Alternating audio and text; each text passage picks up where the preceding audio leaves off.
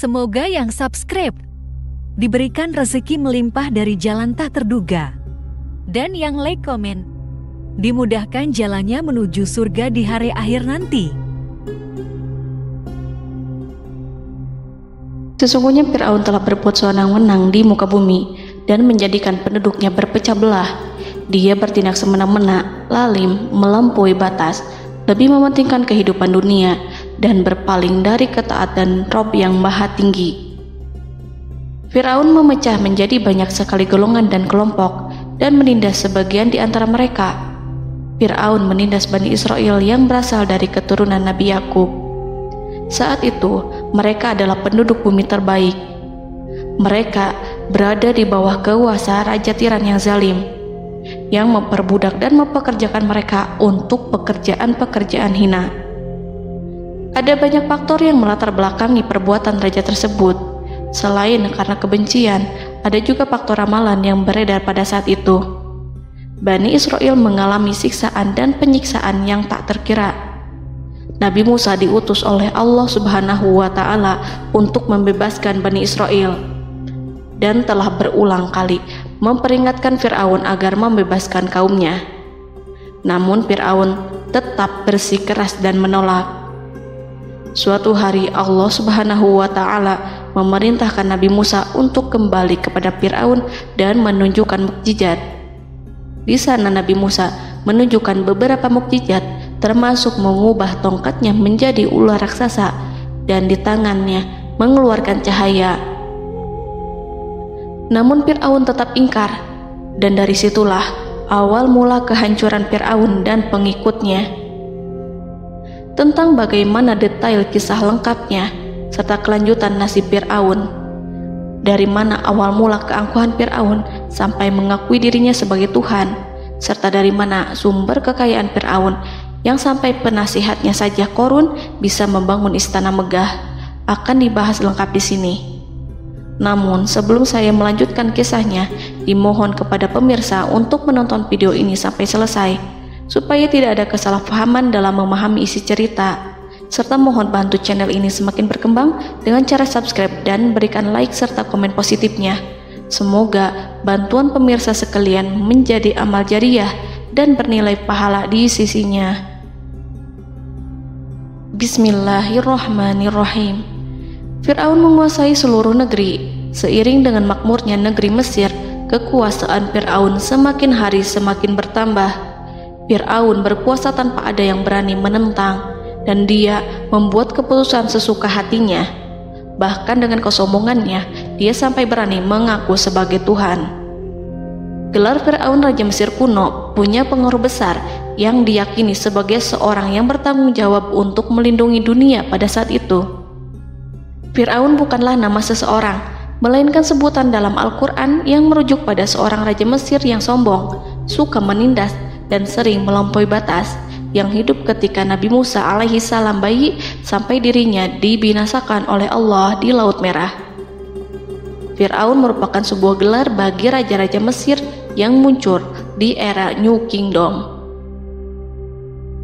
Pendapat Syekh Abdurrahman As-Sadi mengatakan bahwa Fir'aun merupakan gelar yang diberikan kepada raja-raja Mesir, sebagaimana Raja Babil disebut Namrud, Raja Habasyah disebut An-Najasyi, Raja Yaman disebut Al-Qil, atau Raja Persia yang disebut Kisra, penguasa Roma yang dijuluki Kaisar. Sebutan Fir'aun dalam Al-Quran ini menjurus pada Raja Mesir yang hidup pada tahun 1527 sampai 1407 sebelum Masehi. Fir'aun dikhususkan untuk menyebut penguasa Mesir yang membangkang dan tidak beriman kepada Allah Subhanahu wa Ta'ala. Sedangkan yang beriman kepadanya dikenal dengan nama Malik, yang saat itu hidup di zaman Nabi Yusuf alaihi salam. Sebagian ahli sejarah mengatakan bahwa penguasa Mesir pada masa Nabi Yusuf disebut Al-Malik atau Raja, tidak disebut Fir'aun, karena kedua penguasa ini berbeda asal daerahnya. Penguasa Mesir pada masa Nabi Yusuf berasal dari Mesir pesisir, sehingga mudah untuk menerima perubahan. Sedangkan Fir'aun pada masa Nabi Musa berasal dari pedalaman Mesir yang mempunyai watak dan karakter keras serta kolot. dan tidak mudah menerima orang-orang di luar kalangan mereka. Dari keterangan di atas dipahami kenapa penguasa Raja Mesir pada masa Nabi Yusuf percaya kepada Nabi Yusuf dan mengikuti agama Nabi Yusuf yaitu Islam, kemudian diikuti oleh rakyatnya. Sebagian ahli sejarah menyamakan Fir'aun dengan Mas'ab ibnu Royan. Ada pula yang menyatakan bahwa Fir'aun anaknya Walid ibnu Mas'ab ibnu Royan dari salah satu kaum Ad. Para Fir'aun Mesir kuno memperoleh kekayaan dan membangun kerajaan mereka yang megah melalui berbagai sumber. Beberapa sumber utama kekayaan dan pembangunan kerajaan Fir'aun adalah sumber daya alam. Mesir kuno diberkati dengan sumber daya alam yang melimpah, termasuk emas, tembaga, dan batu mulia yang ditambang dari wilayah gurun dan lembah. Sungai Nil juga menyediakan tanah yang subur untuk pertanian yang menjadi dasar ekonomi Mesir kuno. Air yang sangat penting ini memungkinkan kota-kota tumbuh di tengah gurun.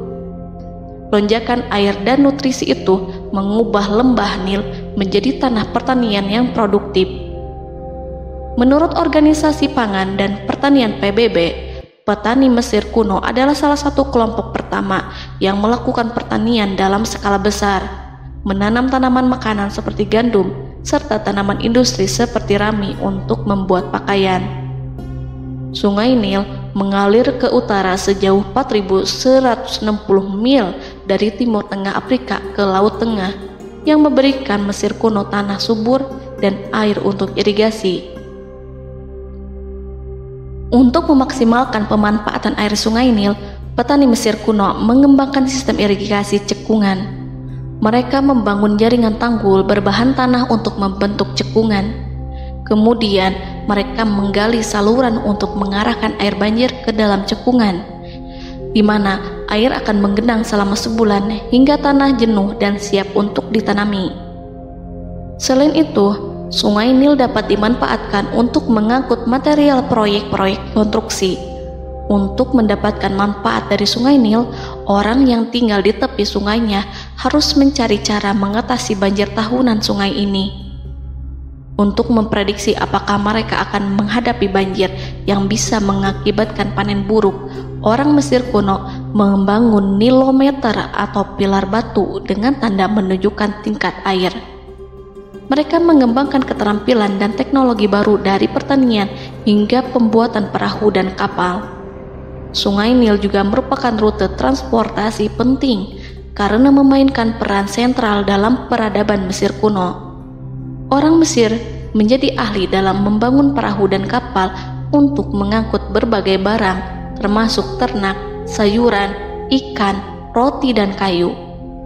Mesir kuno memiliki perdagangan yang berkembang dengan wilayah Afrika Timur dan Tengah serta Mediterania Timur. Perdagangan ini tidak hanya mencakup barang-barang mewah, tetapi juga bahan pangan dan bahan baku. Fir'aun juga memiliki semua tanah di Mesir dan mengumpulkan pajak dari rakyatnya. Raja Fir'aun juga memperlakukan rakyat dengan kejam tanpa belas kasihan. Ia memeras pajak yang tinggi dan menjadikan kaum Bani Israel sebagai budak kerajaan. Mereka juga menerima upeti dari negara-negara yang dikalahkan atau ingin menjaga hubungan baik dengan Mesir. Bahkan Fir'aun juga memiliki proyek konstruksi untuk membangun struktur megah seperti piramida, kuil, dan monumen yang tidak hanya menunjukkan kekuasaan dan kekayaan mereka, tetapi juga berfungsi sebagai pusat administrasi dan agama. Proyek-proyek ini seringkali menggunakan tenaga kerja dari rakyat yang bekerja selama musim banjir. Kekayaan dan kerajaan megah Fir'aun merupakan hasil dari pengelolaan sumber daya yang efisien, eksploitasi sumber daya alam, dan kebijakan ekonomi yang cerdas. Ini semua mencerminkan kemajuan teknologi, organisasi sosial, dan kekuatan politik Mesir kuno. Kekayaan para Fir'aun Mesir kuno memang sangat luar biasa dan telah menjadi topik penelitian dan kekaguman selama berabad-abad. Fir'aun juga dikenal karena kehidupan mewah mereka. Sebagai penguasa Mesir kuno, Fir'aun hidup dengan kekayaan dan kemewahan yang hampir tak terbayangkan, yang mencerminkan kekuasaan dan status mereka. Mereka menghiasi diri mereka dengan aksesoris yang rumit dan gemerlap, serta mengenakan simbol otoritas dan kekuasaan tradisional. Dan Allah memberikan kepada Fir'aun berupa istizratuhul afiyah, yakni hidup sekian lama tanpa pernah merasakan sakit. Allah Subhanahu wa Ta'ala mengaruniai Fir'aun untuk bisa hidup selama 400 tahun tanpa sakit. Tentu hal tersebut sudah menjadi kehendak Allah Subhanahu wa Ta'ala, maka tidak ada satupun manusia yang bisa menghalangi, bahkan bagi seorang Fir'aun sekalipun yang terkenal dengan kezalimannya. Namun dengan karunia-Nya yang diberikan Allah tersebut bukannya menjadikan Fir'aun sebagai manusia yang bersyukur, tetapi malah membangkitkan kesombongan dan kesesataannya. Dan puncak kesombongan Fir'aun juga dicatat Al-Quran sebagai penguasa tangan besi dan manusia yang pernah mengaku Tuhan. Aku adalah Tuhan kalian yang maha tinggi. Quran Surat An-Najiat ayat 24. Fir'aun hidup selama 446 tahun. Selama hidupnya, Fir'aun memiliki tubuh yang sehat dan bugar tanpa pernah mengalami sakit, meski hanya berupa pusing atau flu sekalipun. Fir'aun bahkan tidak pernah merasakan kelelahan. Fir'aun tidak pernah merasakan perihnya lapar, kerongkongannya tidak pernah tersentuh panasnya dahaga. Seandainya dalam semalam saja Fir'aun dilanda sakit berupa pusing atau demam, maka ia akan sibuk untuk mengurus dirinya sendiri dan tidak berpikiran untuk mengaku bahwa ia adalah Tuhan. Hal ini pun dijelaskan dalam kitab Ihya Ulumuddin Al-Qut Al-Qulub oleh Imam Al-Ghazali. Sesungguhnya yang menyebabkan Fir'aun sampai berani mengatakan, "Aku adalah Tuhan kalian yang maha tinggi." Hal ini disebabkan karena ia mengalami masa sehat dalam hidupnya yang begitu lama. Kekejaman Raja Fir'aun diikuti dengan kesombongannya. Ia enggan bersyukur atas kemakmuran yang dianugerahkan Allah Subhanahu wa Ta'ala. Ia justru menjadikan negeri Mesir penuh dengan kemusyrikan.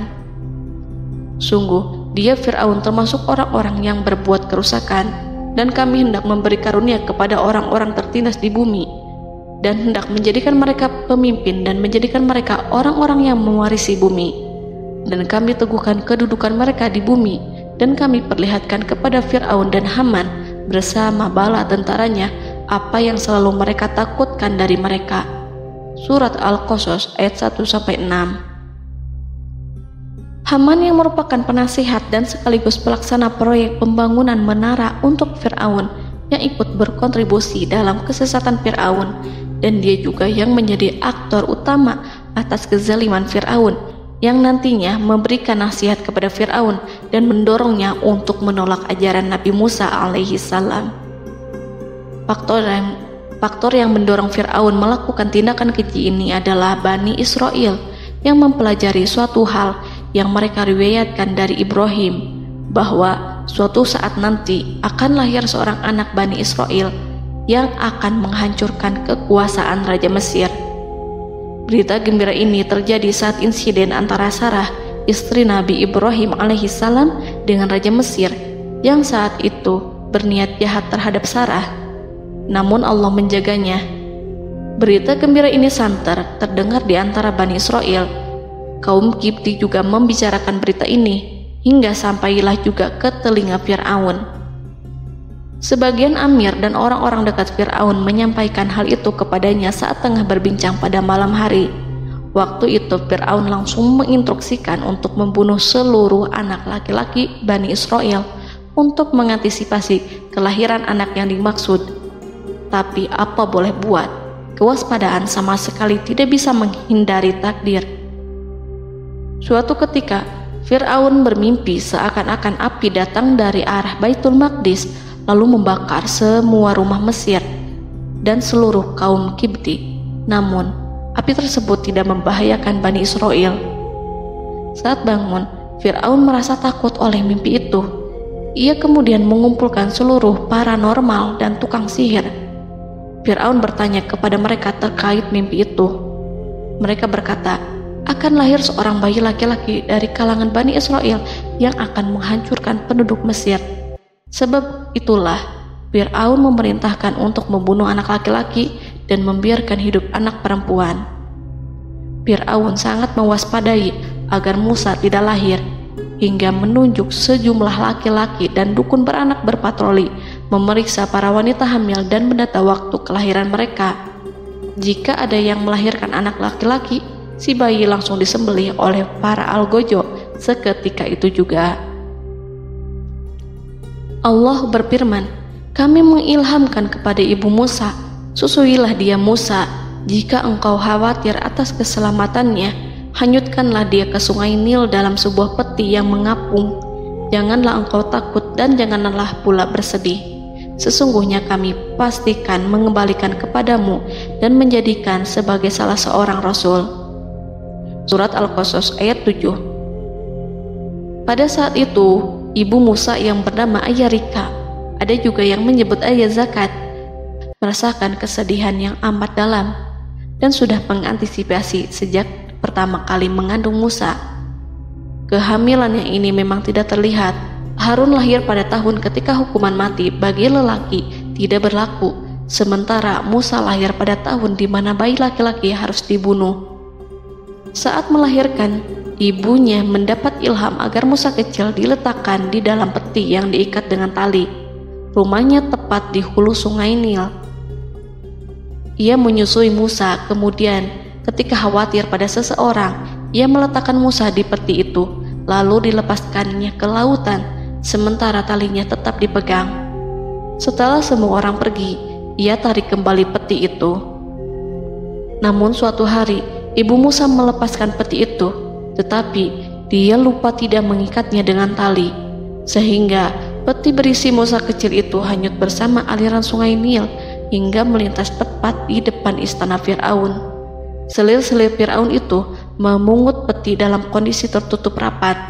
Mereka tidak berani membukanya.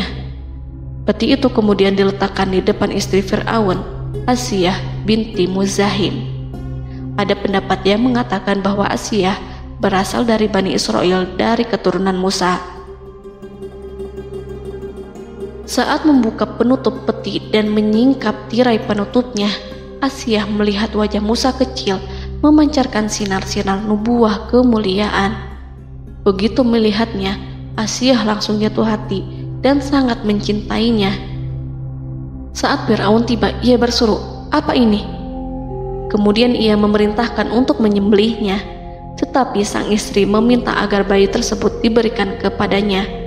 Sang istri berkata, "Dia adalah penyejuk mata hati bagiku dan bagimu."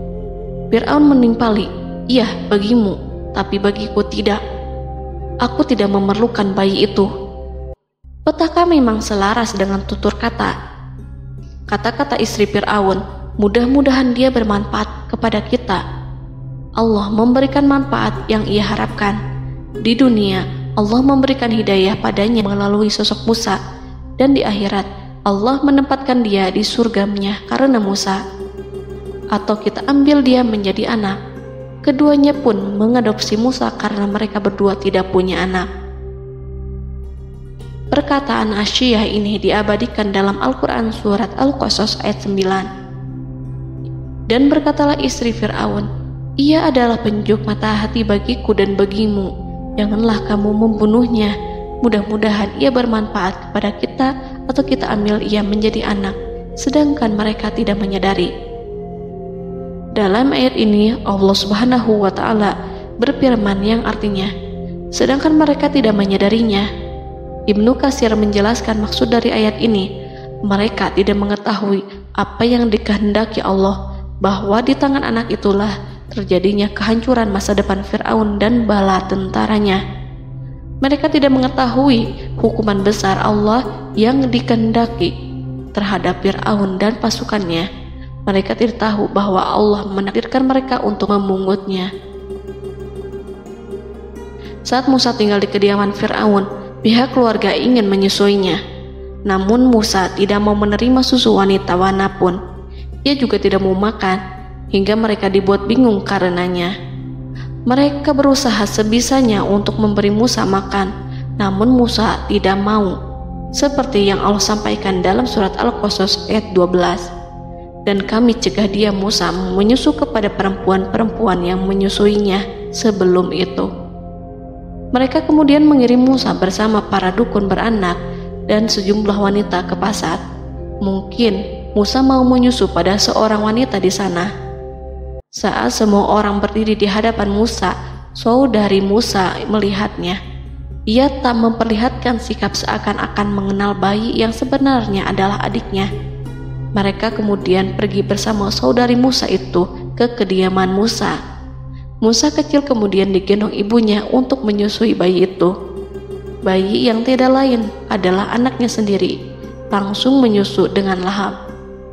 Melihat hal itu, mereka merasa sangat puas dan gembira.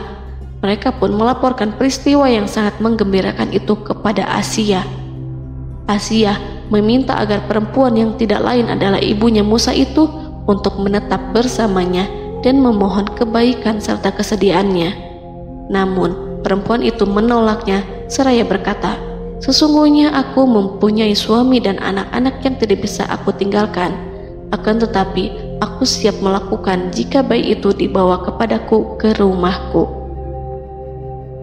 Akhirnya Asia mengutus ajudan kerajaan untuk menyerahkan bayi itu kepada ibunya Musa untuk disusui secara rutin.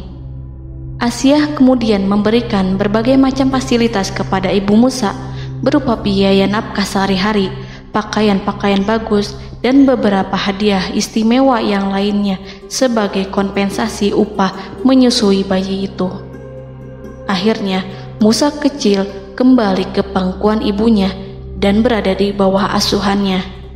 Allah telah menyatukan kembali bayi yang bernama Musa itu dengan ibunya sendiri. Fir'aun tidak akan menyangka jika Allah telah mempersiapkan sesuatu yang besar lewat kehadiran Musa kecil di kerajaannya. Sang raja bengis lagi terpedaya oleh banyaknya pasukan yang dimiliki, kekuasaan, dan luasnya kerajaan yang maha agung yang tak terkalahkan, dan takdirnya tak bisa ditentang. Allah telah memutuskan bahwa bayi itu yang dia dan pengikutnya waspadai keberadaannya itu hingga dengan bengis membunuh banyak sekali nyawa yang tak terhitung jumlahnya. Padahal anak tersebut justru tumbuh dewasa di kediamannya, di atas kasurnya, memakan makanannya dan meminum yang ada di rumahnya. Fir'aun sendiri justru mengadopsi dan merawat serta mengasuhnya tanpa menyadari rahasia besar di balik itu. Anak itu yang membuatnya binasa di dunia dan akhirat karena menentang kebenaran yang nyata yang ia sampaikan kepadanya. Nabi Musa tumbuh dan hidup sebagai salah seorang dari keluarga kerajaan hingga mencapai usia dewasanya, di mana ia memperoleh asuhan dan pendidikan sesuai dengan tradisi istana. Allah Subhanahu wa Ta'ala mengaruniakannya hikmah dan pengetahuan sebagai persiapan tugas kenabian dan risalah yang diwahyukan kepadanya. Musa tumbuh menjadi seorang pemuda yang mempunyai fisik dan akhlak yang kuat. Allah anugerahkan kepada Musa kesempurnaan tubuh dan kekuatan jasmani. Musa juga menyadari bahwa dia hanyalah anak angkat. Tidak setetes pun darah Fir'aun mengalir padanya, dan bahwa ia keturunan Bani Israel yang ditindas dan diperlakukan sewenang-wenang oleh Fir'aun dan kaumnya. Maka dia berjanji kepada dirinya sendiri akan menjadi pembela bagi kaum-kaum yang lemah yang tertindas. Kekuatan fisik Nabi Musa memang tidak bisa diragukan. Itu terbukti pada saat Nabi Musa mampu mengangkat batu penutup sumur seorang diri, padahal batu itu hanya bisa diangkat oleh 10 orang laki-laki. Peristiwa kedua saat perkelahian antara Bani Israel dan orang Kipti atau kaumnya Fir'aun, suku asli Mesir. Saat orang Israel meminta pertolongan kepada Musa untuk mengalahkan orang Kipti, Musa menghampiri orang Kipti tersebut. Dengan tangan terkepal, Musa meninju orang Kipti dan matilah musuhnya itu. Orang Kipti hanya mati karena pukulan itu.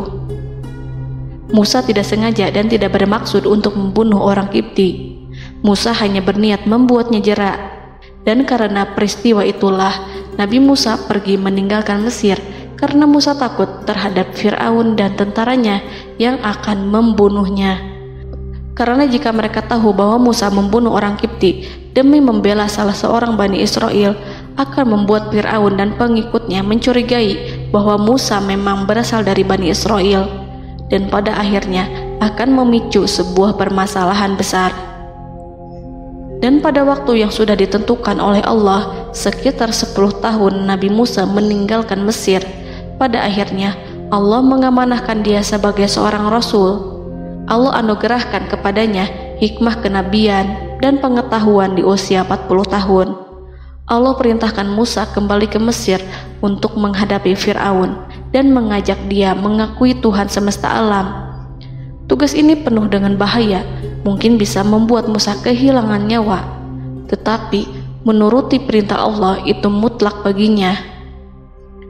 Ditemani oleh saudaranya Harun untuk membantunya membenarkan perkataannya. Lidah Musa cedal karena bara api yang pernah diletakkan di lidahnya saat Fir'aun hendak menguji akalnya setelah menarik jingat Fir'aun hingga berdarah. Fir'aun bermaksud untuk membunuhnya. Asyah mengkhawatirkan Musa lalu berkata, dia masih kecil. Fir'aun kemudian menguji Musa dengan meletakkan buah dan bara api di hadapannya. Musa kecil hendak bermaksud meraih buah-buahan, tetapi tangannya dialihkan oleh malaikat. Lalu Musa mengambil bara api dan ia letakkan di lidahnya. Lidahnya cedal karena bara api ini. Musa meminta kepada Allah agar kekakuan yang ada di lidahnya dihilangkan sebagian, sebatas agar kata-katanya bisa dipahami, dan tidak meminta untuk dihilangkan secara total, karena para rasul hanya meminta sebatas yang diperlukan. Pergilah kamu kepada Fir'aun, karena dia benar-benar telah melampaui batas, maka berbicaralah kamu berdua kepadanya dengan kata-kata yang lemah lembut. Mudah-mudahan dia sadar atau takut. Quran Surat Toha ayat 42-43. Ini merupakan sifat santun dan kasih sayang serta rahmat Allah terhadap makhluknya, meski Allah mengetahui kekafiran dan kesewenang-wenangan dan kesombongan Fir'aun. Bersama Harun, Musa mendatangi Fir'aun setelah menemui beberapa rintangan yang lazim ketika akan menemui raja pada waktu itu. Pertemuan Musa dan Harun juga dihadiri oleh beberapa anggota pemerintahan dan penasihat. Bertanyalah Fir'aun kepada mereka berdua, siapakah kalian berdua ini? Musa menjawab, kami Musa dan Harun adalah pesuruh Allah agar kamu membebaskan Bani Israel dari perbudakan dan penindasanmu dan menyerahkan mereka kepada kami agar mereka menyembah kepada Allah dengan leluasa dan menghindari siksaanmu. Fir'aun segera mengenal Musa dan berkata kepadanya, bukankah engkau Musa yang sudah kami asuh sejak bayimu dan kami asuh dalam istana sampai usia remajamu dan mendapat pendidikan serta pengajaran yang menjadikan engkau pandai? Dan bukankah engkau yang melakukan pembunuhan terhadap diri daripada seorang dari golongan kami? Sudahkah engkau lupa terhadap itu semua dan tak ingat akan jasa kami kepadamu? Musa menjawab, bahwasannya engkau telah mengurus aku sejak kecil. Itu bukanlah jasa yang dapat kamu banggakan, karena jatuhnya aku pada tanganmu akibat dari kekejaman dan kezalimanmu tatkala engkau memerintah agar orang-orangmu menyembelih setiap bayi laki-laki yang lahir, sehingga ibuku membiarkanku mengapung di sungai Nil dan aku dipungut oleh istrimu, sehingga selamatlah aku dari pengejaranmu dan penyembelihanmu. Dan kebaikan yang engkau sebutkan itu sebanding dengan perlakuanmu terhadap sebuah suku bangsa besar, yaitu Bani Israel secara keseluruhan, karena engkau telah menindas dan menjadikan mereka budak-budak untuk melayanimu. Dan mengenai pembunuhan itu merupakan kehilafanku, lalu aku lari darimu karena aku takut kepadamu. Namun peristiwa itu merupakan rahmat dan hikmah yang terselubung bagiku, sebab dalam perantauanku setelah aku melarikan diri dari negerimu ini, Allah Subhanahu wa Ta'ala mengaruniakanku dengan hikmah ilmu dan mengutus aku sebagai Rasul. Maka dalam rangka tugasku sebagai Rasul, datanglah aku kepadamu atas perintah Allah untuk mengajak engkau dan kaummu untuk menyembah Allah dan meninggalkan kezaliman serta penindasanmu terhadap Bani Israel yang kau pekerjakan dan perbudak mereka untuk melakukan pekerjaan dan melayanimu. Fir'aun bertanya, siapakah Tuhan yang engkau sebut-sebut itu, hai Musa? Adakah Tuhan di atas bumi ini selain aku yang patut disembah dan dipuja? Musa menjawab, iya, yaitu Tuhanmu dan Tuhan nenek moyangmu serta Tuhan alam semesta. Fir'aun bertanya, siapakah Tuhan alam semesta itu? Musa menjawab, ialah Tuhan langit dan bumi dan segala yang ada di langit dan di bumi. Berkatalah Fir'aun kepada para penasehatnya dan para pembesarnya, sesungguhnya Rasul yang diutus kepada kamu ini adalah seorang yang gila. Kemudian ia balik bertanya kepada Harun dan Musa, siapakah Tuhan kamu berdua? Akulah Tuhanmu yang paling tinggi. Surat An-Najiat ayat 23-24. Dan Fir'aun berkata, wahai para pembesar kaumku, aku tidak mengetahui ada Tuhan bagimu selain aku. Quran Surat Al-Qasas ayat 38. Fir'aun menentang, padahal ia tahu bahwa ia adalah hamba yang diatur dan Allah lah yang menciptakan dan memberi bentuk rupa, dan mereka mengingkarinya karena kezaliman dan kesombongannya, padahal hati mereka meyakini kebenarannya. Maka perhatikanlah bagaimana kesudahan orang-orang yang berbuat kerusakan. Quran Surat An-Naml ayat 14. Fir'aun beralih memakai kekuasaan dan wibawa yang ia miliki. Fir'aun berkata, jika engkau menyembah Tuhan selain aku akan memasukkanmu ke dalam penjara. Musa berkata, apakah engkau akan melakukan itu sekalipun aku tunjukkan kepadamu suatu bukti yang nyata? Fir'aun menjawab, tunjukkanlah sesuatu yang nyata itu. Maka Musa melemparkan tongkatnya. Tiba-tiba tongkat itu menjadi ular besar, dan Musa mengeluarkan tangan dari dalam bajunya. Tiba-tiba tangan itu menjadi putih bercahaya. Saking ketakutannya hingga membuat Fir'aun terkena diare. Dalam sehari lebih dari 40 kali buang air. Namun Fir'aun sebagai raja yang mengaku Tuhan tentu tidak akan begitu saja menyerah kepada Musa, walaupun telah diperlihatkan 2 mukjizat. Bahkan Fir'aun berkata kepada kaumnya yang dikhawatirkan terpengaruh oleh mukjizat Musa, bahwa apa yang dilakukan Musa merupakan sihir, dan Musa Harun adalah ahli sihir yang datang dengan maksud menguasai Mesir. Salah satu penasehatnya, yaitu Haman, mengusulkan agar mengumpulkan semua ahli sihir dari berbagai penjuru kerajaan untuk bertanding mematahkan sihir Musa, yang tanpa pikir panjang Fir'aun setujui. Fir'aun pun berkata kepada Musa, apa yang kau bawa ini adalah sihir. Kami akan melawanmu dengan sihir yang sama. Fir'aun pun kemudian meminta Musa untuk bertemu pada waktu dan tempat yang disepakati, dan langsung disetujui Nabi Musa tanpa ragu sedikit pun. Inilah salah satu tujuan terbesar Musa untuk memperlihatkan ayat-ayat hujah dan bukti-bukti nyata Allah di hadapan halayak ramai. Dengan berbekal pertolongan Allah, Musa yakin akan menang melawan para ahli sihir itu. Maka pada waktu yang sudah ditetapkan, yakni pada permulaan hari, saat cahaya matahari mulai terik menyengat, sehingga kebenaran akan terlihat terlebih jelas dan nyata, orang-orang berbondong-bondong menuju tempat yang sudah ditentukan untuk melihat pertandingan sihir yang sudah dihadiri ribuan tukang sihir. Menurut Muhammad bin Ka'ab, mereka berjumlah 80.000 ahli sihir. Mereka sudah dijanjikan hadiah dan uang yang besar jika berhasil mengalahkan Musa. Para penyihir istana berkata, wahai Musa, apakah engkau yang mau lebih dahulu ataukah kami? Musa menjawab, silahkan kalian lebih dahulu. Maka ketika tali-tali dan tongkat-tongkat ahli sihir dilemparkan, tiba-tiba berubah menjadi seakan-akan ia merayap cepat karena sihir mereka.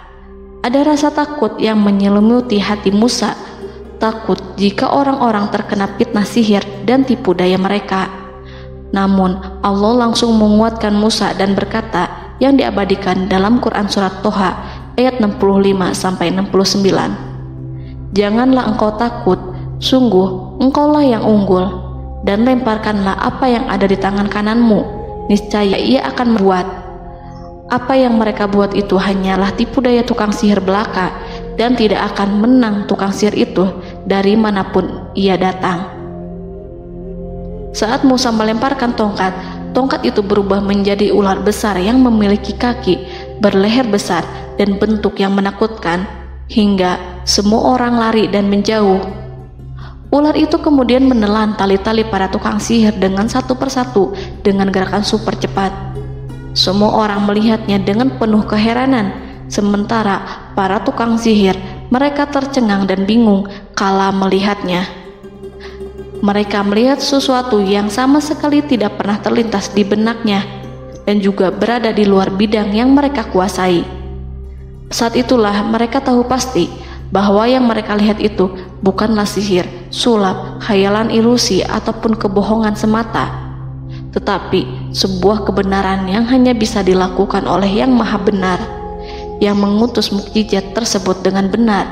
Allah menyingkap tabir kelalaian dari hati mereka, menyinarinya dengan petunjuk yang Ia ciptakan dan menyingkirkan gumpalan keras di hatinya. Mereka segera bertaubat dan tunduk sujud kepadanya. Dengan lantang mereka mengatakan kepada semua yang hadir tanpa memperdulikan hukuman ataupun siksaan apapun, "Kami beriman kepada Rob seluruh alam, yaitu Tuhannya Musa dan Harun." Fir'aun yang congkak dan sombong tentu sangat marah dengan apa yang disaksikannya itu. Ketika melihat ahli-ahli sihirnya begitu cepat menyerah dan mengakui kekalahan kepada Musa, bahkan menyatakan beriman kepada Tuhan Musa dan Harun. Tindakan itu dianggapnya sebagai pelanggaran terhadap kekuasaannya dan penentangan terhadap ketuhanannya dan merupakan tamparan bagi kewibawaannya. Fir'aun berkata kepada mereka, "Apakah kalian telah beriman kepada Musa sebelum aku memberi izin? Kenapa kalian tidak terlebih dahulu bermusyawarah kepadaku sebelum melakukan tindakan keji di hadapan rakyatku ini? Dia itu pemimpinmu yang mengajarkanmu sihir, dan bukankah ini adalah persengkongkolanmu terhadapku? Musa dapat mengalahkan kamu sebab ia mungkin merupakan guru dan pembesar yang mengajari sihir kepadamu, dan kamu telah mengaturnya, dan sandiwaramu ini tak akan kubiarkan. Akan kupotong tangan dan kakimu secara bersilang, dan sungguh aku akan salib kamu pada pangkal pohon kurma sebagai balasan dan hukuman atas pengkhianatanmu ini." Walaupun melihat langsung kebenarannya, Fir'aun tetap tidak percaya. Dia tidak suka keyakinan para penyihir terhadap Musa. Para penyihir itu yang telah mengakui keimanan mereka kepada Allah tak merasa gentar ataupun takut, karena ketika para tukang sihir itu sujud, mereka melihat rumah dan istana-istana di surga yang telah dipersiapkan untuk mereka. Semuanya dirias untuk menyambut kedatangan mereka. Karena itu, mereka tidak peduli dengan ancaman Fir'aun. Setelah peristiwa kekalahan penyihir Fir'aun dengan mukjizat Nabi Musa itu, Fir'aun serta penasihat dan para pembesarnya, termasuk Haman, merencanakan penindasan yang lebih kejam untuk kaum Bani Israel dan merencanakan pembunuhan terhadap Nabi Musa. Fir'aun khawatir jika gerakan Musa tidak dipatahkan akan mengancam kerajaan dan kewibawaannya yang mengaku sebagai Tuhan. Walaupun sudah diingatkan oleh orang mukmin dari kalangan keluarga Fir'aun agar tidak membunuh Nabi Musa dan menyeru kembali menuju jalan yang benar dan mengingatkan kepada akibat yang buruk yang akan didapati nanti, namun Fir'aun dan penasihatnya tetap berada pada kesesatan. Sebagai balasannya, Allah menghukum Fir'aun dan penduduknya dengan kekeringan dan penyakit yang bertahun-tahun karena menolak Rasulnya. Mereka dilanda banjir bandang, darah yang bercampur dengan seluruh air yang ada. Setiap kali mereka akan mengambil air, baik air sumur ataupun air sungai Nil, pasti akan berubah menjadi darah segar. Serbuan belalang pun tidak bisa mereka hindari. Belalang menghinggapi tanaman hingga tak menyisakan satupun buah, daun ataupun rumput. Serangan hama dan wabah katak juga mengerumuni mereka hingga berjatuhan di makanan, wadah-wadah, sampai-sampai ketika ada yang membuka mulut untuk makan ataupun minum, pasti ada katak yang jatuh di situ. Semua hukuman itu hanya menimpa Fir'aun dan pengikutnya, sama sekali tidak menimpa Nabi Musa dan Bani Israel. Namun mereka tidak belajar ataupun berubah, mereka tetap saja kafir dan hanyut dalam kejahatan. Setiap kali Allah timpakan hukuman kepada Fir'aun dan pengikutnya, mereka bersumpah dan berjanji kepada Musa untuk beriman. Namun ketika hukuman itu dihilangkan, mereka ingkar janji, berpaling dan kembali kepada keburukan seperti sedia kala. Dari semua penderitaan ini, Allah perintahkan Musa membawa pengikutnya keluar dari Mesir, memulai perjalanan berbahaya antara hidup dan mati. Setelah mengetahui keberangkatan Nabi Musa dan Bani Israel, Fir'aun bersama tentaranya bergerak untuk membantai mereka. Dengan pasukan besar yang berjumlah lebih dari 1.600.000 personil, ditambah 100.000 ekor kuda berwarna hitam legam, Fir'aun berhasil mengejar rombongan Nabi Musa yang saat itu berjumlah 600.000 prajurit di pantai Laut Merah saat matahari terbit. Pasukan Fir'aun mengepung mereka dari semua arah. Di belakang mereka ada tentara Fir'aun yang kejam, sementara di hadapan mereka Laut Merah yang membentang luas. Kala situasi kian genting dan Fir'aun beserta seluruh pasukannya mendekat dengan kesungguhan hati, diperkuat dan persenjataan, juga dengan amarah dan kedengkian, penglihatan tidak menetap mengarah ke suatu tujuan, dan hati naik menyesak sampai ke tenggorokan. Saat itulah Yang Maha Penyantun lagi kuasa, Rob Arsy yang mulia, mewahyukan kepada Musa, "Pukullah laut itu dengan tongkatmu." Maka tatkala Musa memukulkan tongkatnya ke lautan, laut itu pun terbelah. Air lautan berdiri tegak laksana gunung yang terbelah oleh kuasa yang maha agung, yang bersumber dari zat yang mengatakan kepada sesuatu, "Jadilah," maka jadilah sesuatu itu. Allah memerintahkan angin barat untuk menyapu kerikil-kerikil hitam lautan, hingga dasar lautan berubah menjadi tanah yang kering, yang tidak melekat pada kaki-kaki kuda dan hewan. Allah memerintahkan Musa untuk melintas bersama kaumnya. Mereka segera turun melintas dengan senang. Mereka menyaksikan sebuah hal yang membuat mata tercengang dan memberikan petunjuk pada hati orang-orang yang mukmin. Setelah Musa bersama kaumnya melintas secara keseluruhan dan keluar dari lautan, saat itulah pasukan garis depan Fir'aun baru masuk. Saat itu Musa bermaksud memukulkan tongkat ke lautan agar kondisi laut kembali seperti sedia kala, agar Fir'aun dan pasukannya tidak bisa mengejar. Tapi Allah yang Maha Kuasa dan pemilik keluhuran memerintahkan agar lautan tetap dibiarkan seperti itu, seperti yang ia firmankan. Saat Musa membiarkan lautan dalam kondisi terbelah dan Fir'aun tiba di tepi pantai, ia melihat sesuatu yang dahsyat.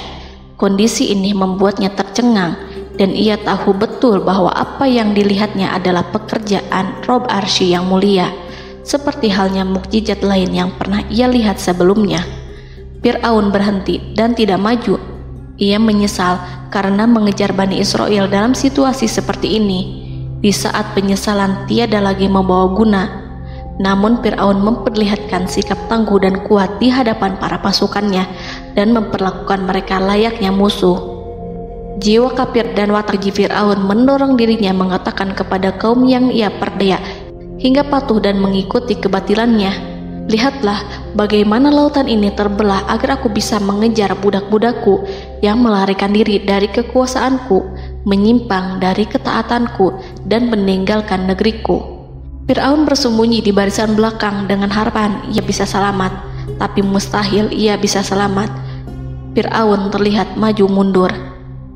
Dan pada kesempatan itu, Jibril menampakkan diri dalam wujud seorang penunggang kuda perawan, lalu melintas di hadapan kuda jantan yang ditunggangi oleh Fir'aun. Kuda yang ditunggangi Fir'aun meringik menghampiri kuda yang ditunggangi Jibril.